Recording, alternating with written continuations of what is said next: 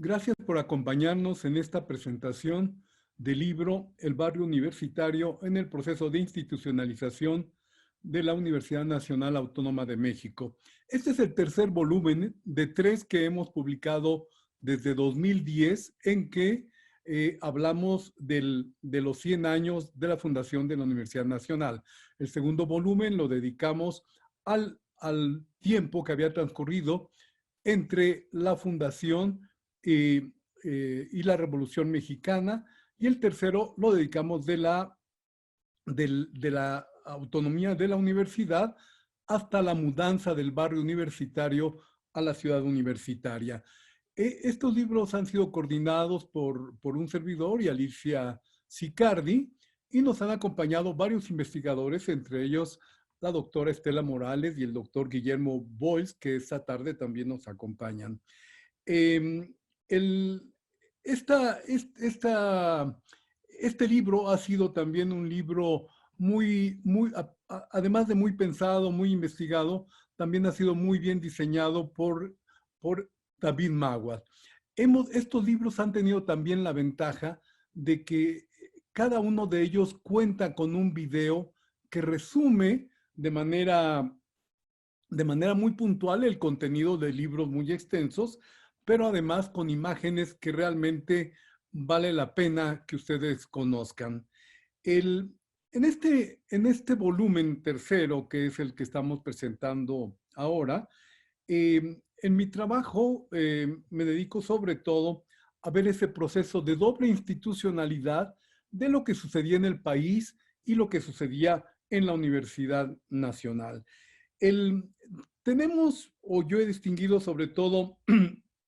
3 fechas fundamentales: 1929 con la autonomía universitaria, 1933 con el primer Congreso de Universitarios Mexicanos y 1944 cuando se proclama la ley orgánica que entra en vigor en 1945. Estos 3 momentos son fundamentales no solamente para la Universidad Nacional, sino para el conjunto de la investigación y desde luego de la educación, particularmente en México. Y bueno, en el proceso de autonomía en 1929 es un momento muy importante de la historia de México porque el año anterior acaba de ser asesinado el candidato electo Álvaro Obregón y se había organizado un proceso al que los historiadores han llamado el Maximato, mientras se conformaba de manera más clara todo este proceso que había surgido de la Revolución Mexicana. Y el presidente Emilio Portes Gil es al que le corresponde proclamar la autonomía universitaria. En 1933, el primer Congreso de Universitarios Mexicanos, en realidad va a ser el punto clave, el punto más alto de una serie de actividades que han venido realizando los universitarios a lo largo de todos estos años. Pero en este primer congreso a mí lo que me interesa destacar es que se da la polémica entre Antonio Caso y Vicente Lombardo Toledano en si la universidad debería auspiciar la educación socialista, como decía Lombardo Toledano, o si por el contrario, como afirmó Antonio Caso, debía haber una libertad de cátedra. Todos sabemos que fue esta segunda posición la que finalmente prevaleció, y la libertad de cátedra ha sido una de las constantes de la educación en México que debemos seguir manteniendo y defendiendo a toda costa porque está vinculado a lo que es el pensamiento libre de las ideas. En 1944 se da ese afianzamiento ya de la institucionalidad con la ley orgánica, que venía a ser muy importante, sobre todo al permitir o al señalar el método de designación de rectores y de directores. Esto fue fundamental porque había habido muchos problemas cada vez que se iba a dar uno de estos procesos en la universidad en su conjunto, es decir, en la elección del rector o en cada una de las facultades para elección de directores. Bueno, este proceso va a transcurrir entre el periodo que gobierna México Ávila Camacho y Miguel Alemán. Y este periodo concluye cuando Miguel Alemán, a partir de 1950, va a lograr que ya se lleve a cabo un proyecto que se ha venido planteando desde años atrás de crear una universidad en un campus único, es decir, lo que se va a llamar la ciudad universitaria, y va a tocar a Miguel Alemán inaugurarla en 1954. Este es el periodo que trato yo y que les explico de manera sucinta en ese primer capítulo del libro, y sin embargo es muy importante la lectura porque todo esto está atravesado por una gran cantidad de fenómenos que tuvieron lugar en esos momentos, donde se vio claramente cómo se iba definiendo el ser universitario, el ser académico, el ser investigador. Y para continuar hablando de todo esto que este libro contiene, ahora le cedo la palabra a la doctora Alicia Sicardi. Muchas gracias. Muchas gracias, Carlos. Bueno, agradecemos a todos su presencia y quiero decir que este libro es, como señaló el doctor Martínez Assad, es parte de una trilogía que ha sido editada por el Programa Universitario de Estudios sobre la Ciudad de la Coordinación de Humanidades. En el caso de este texto del barrio universitario en el proceso de institucionalización de la Universidad Nacional Autónoma de México, es un texto que está prologado por el rector de nuestra universidad, el doctor Enrique Graue, y también tiene una presentación del doctor Javier Delgado, que es el actual director del Programa Universitario de Estudios sobre la Ciudad. El capítulo que yo desarrollé, que se denomina Actores y Procesos del Barrio Universitario, es un estudio de este largo periodo que inicia efectivamente en 1929, desde que la universidad logra su autonomía, hasta 1953, cuando las principales actividades académicas abandonan el centro histórico para trasladarse a un moderno complejo que está localizado en el sur de la Ciudad de México. Es un periodo extenso y también es un periodo atravesado por muchos retos para la universidad, retos académicos, organizativos y políticos, y sin duda la tarea más ardua de los universitarios en ese momento fue crear una nueva institucionalidad que permitiera hacer efectiva su autonomía, que permitiera consolidar y ampliar la estructura académica y de gobierno, que permitiera incrementar notablemente el número de alumnos y profesores y también diversificar la oferta educativa, abriendo nuevas carreras que respondían a los requerimientos de profesionistas que requería el país en ese momento. El escenario de la vida universitaria en este periodo es el viejo centro de la Ciudad de México, que se fue transformando justamente en esas décadas intensamente a medida que se fue restableciendo la estabilidad política y logrando cierto desarrollo económico. Pero la vida académica de los universitarios no solo transcurría en las aulas de los viejos edificios coloniales donde funcionaban las escuelas y las facultades, sino que se prolongaba en las calles del centro histórico, en los establecimientos culturales, recreativos, comerciales, donde profesores, alumnos, trabajadores compartían una vida muy importante, muy intensa con intelectuales, artistas, músicos, poetas y por supuesto con la sociedad local y con los sectores populares que eran quienes predominantemente vivían en este centro histórico. Lo importante para tratar de ver cuáles son las grandes, digamos así, transformaciones que hay en ese momento en el centro histórico, es ver algunos procesos que son en los cuales me detuve. Uno de ellos tiene que ver con el crecimiento poblacional y la expansión de la ciudad. El centro pierde justamente el ser la única centralidad. Hay también procesos que están vinculados a las distintas actividades que se empiezan a desarrollar propias de un proceso de modernización por el que atraviesa la sociedad mexicana, sobre todo a partir de 1934, y algunos hechos universitarios trascendentes, a los cuales el doctor Martínez Assad ya ha hecho referencia. En relación con las transformaciones que tuvo la ciudad, hay que pensar que, bueno, la Ciudad de México siempre fue una gran metrópoli, pero en esos años tiene un intenso crecimiento poblacional. En 1930, la ciudad tenía 1 millón de habitantes y una década después tenía 1,5 millones, y cuando justamente se abandona el barrio universitario, en 1950 la ciudad ya tiene 2.200.000 habitantes. Es decir, que los cuarteles centrales en los cuales se localizaba el barrio universitario justamente son las zonas que pierden población, porque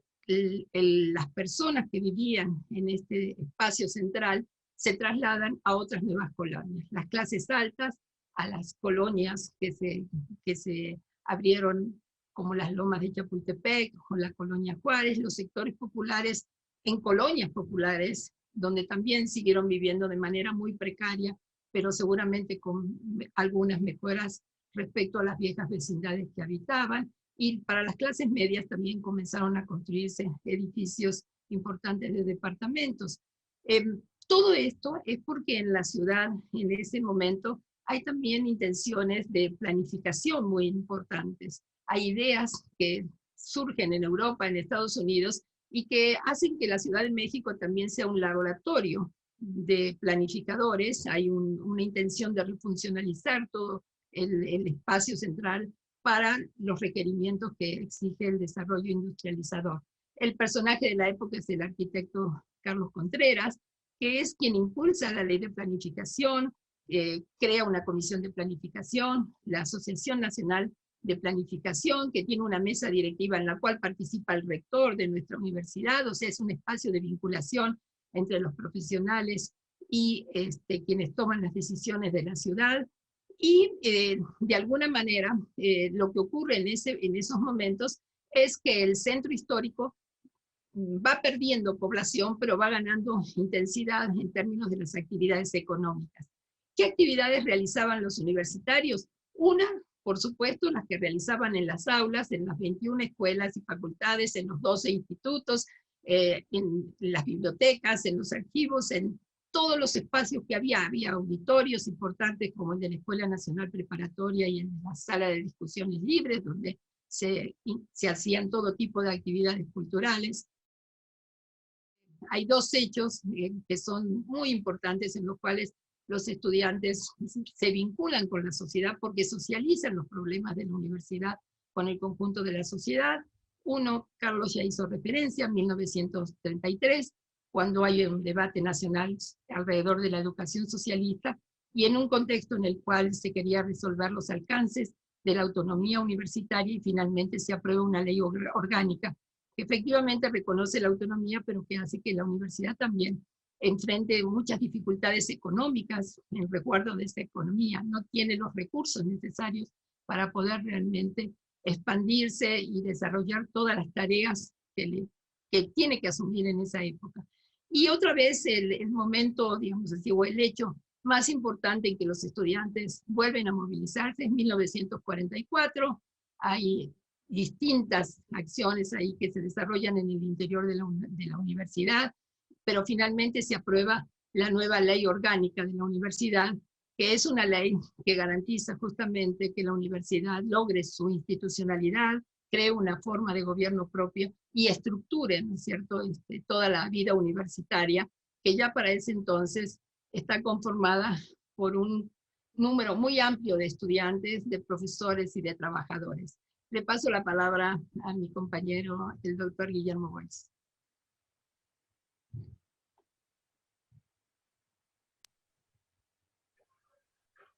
Por lo que a mí toca, mi colaboración dentro del libro se titula Los inmuebles del barrio universitario y la modernidad arquitectónica. De lo que me ocupo en esa colaboración es precisamente de aquello que la universidad es su gente, por supuesto, es su normativa, son sus planes de estudio, pero también la universidad reclama espacios para poder funcionar. ¿Qué ocurrió durante esos 25 años de 1929 a 1954? Bueno, la universidad estaba instalada en una docena de edificaciones, la mayoría construidas durante el periodo virreinal o comienzos del siglo XIX. Evidentemente que esto planteaba una serie de necesidades, en primer término, de adecuación. El mismo uso que algunos de ellos habían tenido, como el antiguo colegio de San Ildefonso, ahora convertido en sede de la Escuela Nacional Preparatoria y de otras dependencias de la universidad, incluyendo en determinado momento la rectoría, o el Real Seminario de Minas, que ya se empieza a llamar en el siglo XX Palacio de Minería, que albergaba a la Escuela Nacional de Ingenieros y después ya Facultad de Ingeniería. El, el, el reto de adaptar estos espacios construidos en otra época para otras necesidades, con toda la carga histórica de la necesidad al mismo tiempo de preservar y no afectar su integridad originaria. Entonces, fue verdaderamente complicado. Muchos de los arquitectos que intervinieron los edificios para adecuarlos para los nuevos laboratorios, para las nuevas aulas, para ensanchar y ampliar los espacios de las bibliotecas, todo esto evidentemente implicaba la contradicción que siempre hay cuando se intervienen edificios de valor histórico patrimonial. Cómo respetar su integridad, cómo lo más posible no afectar su imagen, pero al mismo tiempo preservar su estabilidad estructural y sobre todo que cumplan la función nueva para la que se los está trabajando. Un segundo elemento está precisamente en el proceso mismo de desgaste y de deterioro de las fatigas estructurales y de los eventos que ocurrieron. Aquí me detengo principalmente en dos casos. El Real Seminario de Minas, o Palacio de Minería, que ya se le conoce en aquellos entonces, y los daños que sufrió en el terremoto de 1929 y en el de 1933, que lo dejaron realmente con serias lesiones estructurales. En el capítulo que me tocó a mí elaborar, vienen varias fotografías de las fachadas donde se ven cómo las ventanas están descuadradas, cómo se desplecharon las bóvedas y cómo el edificio amenazaba con colapsarse, de tal manera que tuvieron que apuntalarlo con vigas, con polines y prácticamente a veces circular por los claustros del edificio. Era complicado precisamente porque estaban estos refuerzos gracias a los cuales se mantuvo funcionando y tuvo que ser intervenido en varios momentos durante el periodo, pero aún así quedó con limitaciones desde el punto de vista de la estabilidad estructural. El otro caso al que me quiero referir es lo que había sido el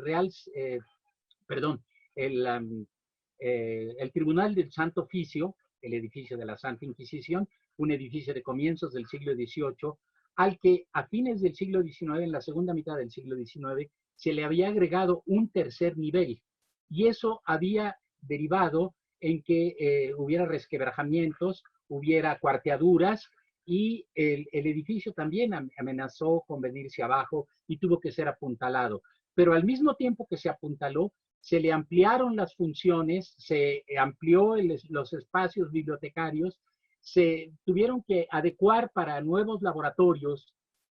La ciencia, la técnica, seguían en su proceso de modernización y de actualización, y la universidad no se podía quedar rezagada, lo que implicaba que tenía que tener mucho cuidado al mismo tiempo de que los edificios no se vieran afectados. La Escuela Nacional de Medicina finalmente logró ser salvada y en la década 70 del siglo pasado tuvieron que demoler ese tercer nivel que estaba afectando la estabilidad. Bueno, al mismo tiempo, me refiero rápidamente para concluir a lo que estaba ocurriendo en el campo de la arquitectura. La arquitectura en esa época entra ya por la puerta grande la modernidad arquitectónica con nuevos sistemas constructivos, el concreto armado, etcétera, y se generaliza su uso también con los cambios en los espacios y demás. Y la Escuela Nacional de Arquitectura, que estaba asentada en el antiguo edificio de la Academia de San Carlos, no pudo evadir la necesidad de adecuarse a esas nuevas circunstancias. Ya la doctora Sicardi lo mencionó, no me detengo mucho en esto, pero ese es uno de los grandes retos. Cómo en un edificio histórico con características pues, de adaptación del siglo XIX a lo que fue un antiguo hospital, el Hospital del Amor de Dios, logra finalmente adecuarse para, sobre todo en lo que tiene que ver con sus planes de estudio y en la formación de sus educandos. Y eso es fundamental porque de ahí egresan, en ese momento, es la única otra escuela de arquitectura que existe en todo el país, es la del Instituto Politécnico Nacional, Escuela Superior de Ingeniería y Arquitectura, que se funda en los últimos años de la década 30. Las perspectivas hacia el futuro no fueron dejadas de lado y afortunadamente lograron que los edificios siguieran operando sin grandes complicaciones para su funcionalidad. Le cedo la palabra a la doctora Estela Morales y gracias.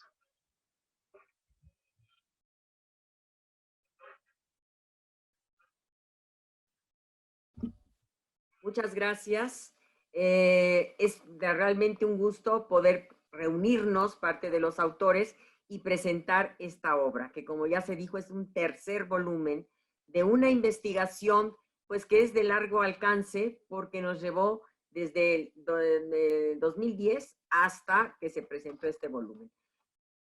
El capítulo que a mí me toca trabajar y que ahora les expongo, tiene que ver con la cultura y el barrio universitario, pero no la cultura general, sino en especial la cultura impresa y ese barrio universitario y la institución que va a mover todo estos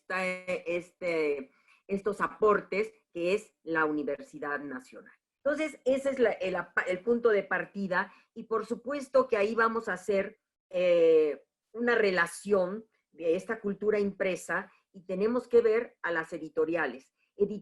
que se van a sentar en ese barrio universitario, porque hay dos instituciones culturales de gran imán y que son las que llevan en un principio el timón de estas empresas editoriales, que es la Secretaría de Educación Pública, que está ahí en el centro, que está en la calle de Argentina, y la Universidad Nacional, que ocupa varios edificios, como ya dijeron mis compañeros. Va a dar origen a la imprenta universitaria de gran tradición y de gran historia en nuestra universidad, que tuvo su primer asiento arquitectónico en la calle de Bolivia y que después se ha rescatado y ahora es, también dependiendo de la universidad, ahora es el Museo de la Mujer. Pero todo esto fueron las semillas de un gran movimiento editorial que se dio en el centro. Este movimiento editorial y esta cultura impresa, la vamos a ver que, claro, van a surgir los escritores, los poetas, los literatos, pero yo lo voy relacionando todo a lo que tenga una salida impresa, que sean los libros y las revistas, que eran las dos modalidades en las que se registraba el pensamiento, el sentimiento, la historia, los descubrimientos, tanto humanísticos como científicos.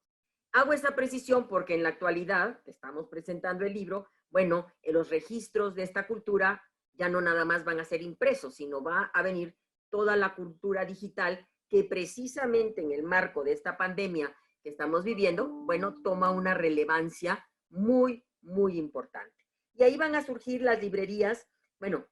las editoriales van a estar unidas a las librerías y a la producción de la editorial para que sea consultada de primera mano en estas librerías. Pero me gustaría detenerme en esta parte impresa, no tanto en los libros, porque los libros pues los vemos en los catálogos, sino que surgieron muchas revistas literarias que fueron la semilla de movimientos culturales en nuestro país. Movimientos que se daban en el centro, porque como ya lo dijeron mis compañeros, la vida de esta gran ciudad de México, en muchos aspectos se daba en el centro.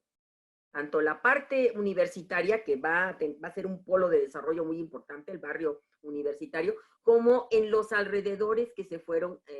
formando y trabajando ahí. Y ya va a haber revistas de gran trascendencia como Los Contemporáneos, va a haber El Barandal, quiero mencionar una que es La Rueca, porque es hecha por mujeres, y entonces cuando ahora se toca el movimiento feminista, bueno, pues hay que ir a los orígenes de nuestro barrio universitario, porque ahí vamos a ver la actuación de grupos de mujeres, y no nada más en la cultura y en las humanidades, sino en la medicina. Por ahí ya mencionaron la escuela de medicina. Bueno, pues las primeras médicas van a surgir ahí, en ese barrio universitario. Entonces, y es uno de los capítulos que toca otra compañera en otro de los temas. Entonces, estas revistas que estoy mencionando yo muy a la ligera, como Contemporáneos, como Barandal, como La Rueca, como la Gaceta Literaria, Las Letras de México, y una que, claro, voy a nombrar porque es la Revista de la Universidad de México, que todavía vive, o sea, no se suspendió, ha tenido una vida continua, ha habido variantes, enfoques, pero esa revista se genera en esos momentos, en ese barrio universitario. Entonces va unido las imprentas, las editoriales, las librerías, que aquí, bueno, me va a dar mucho gusto mencionar, para los jóvenes no son referentes estas librerías, pero para otras generaciones sí. Vamos a encontrar la librería Juárez, vamos a encontrar la librería Misraki, y vamos a ver también la librería Madero, y todo este conjunto que si todavía ustedes van a conseguir libros o de viejo o nuevo, vamos a encontrar en el crucero de, por ejemplo, de Argentina, con lo que ahora es ¿cómo se llama? La parte, una de las partes del Templo Mayor, que se descubrió, y por ahí era un barrio de librerías también muy importantes y que se extendían ya no nada más en este barrio histórico universitario, sino se fueron extendiendo hacia otras construcciones también culturales, como fuera el Palacio de Bellas Artes y la Alameda. Y ahí vamos a encontrar una librería que fue también un símbolo de esas épocas, que fue la librería de Cristal. Entonces, todo esto se va engarzando, es decir, quien produce, primero los autores que crean el libro, luego quien lo produce físicamente, quien lo expone y lo vende, y es el primer contacto que va a tener nuestra ciudadanía, nuestra población con los libros.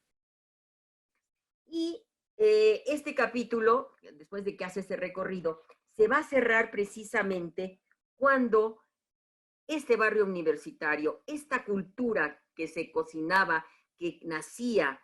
y germinaba en el centro, en el barrio universitario, va a mirar hacia el sur de la ciudad y se va a lo que ahora conocemos como ciudad universitaria y que es la sede principal de nuestra universidad. Y el capítulo se cierra precisamente con lo que ahora conocemos como Biblioteca Central, que se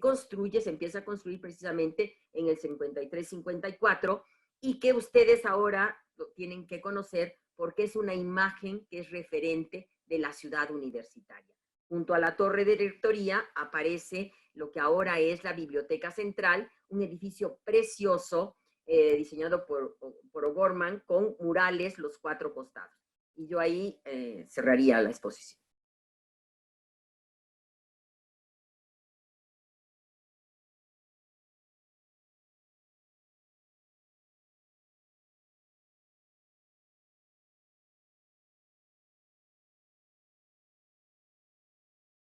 Instituto Nacional de Antropología e Historia. Secretaría de Cultura. Gobierno de México.